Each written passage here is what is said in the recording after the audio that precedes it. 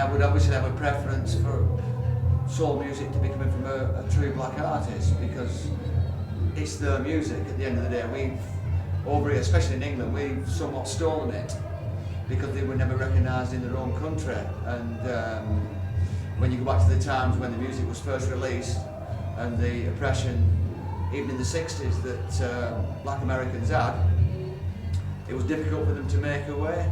And America missed a whole generation of fabulous music that we won't let them have back.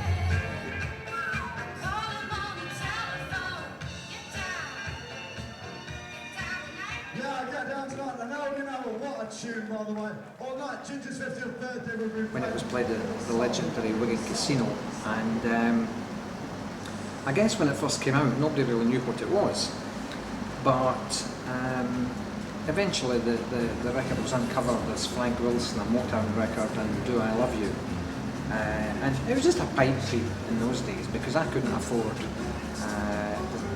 at that time to spend the money that I've done more latterly.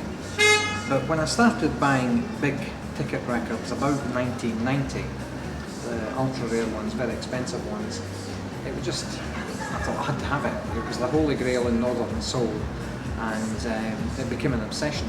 How many copies of this record? There's two. They're both in England, it's a big pardon, both in Great Britain, one in England and one in Scotland. And history dictates that in theory there were 6 that weren't destroyed, but so far only 2 have surfaced, so who knows. Well, the song itself was re-released, wasn't it? Sometime in the 80s. Yeah, 81 I think it And was. the value of that record is £20–30. that's a good record. Well, he was asking earlier on about what's acceptable on the northern scene and what's not acceptable. And probably my favourite record is barely acceptable on the northern scene. It would always be This Old Item Man, the Isley Brothers. Really? Yeah, without a doubt. But because it's a Motown label record, or the Isley Brothers are a big name? Not for any other reason than I just think it's a phenomenal record.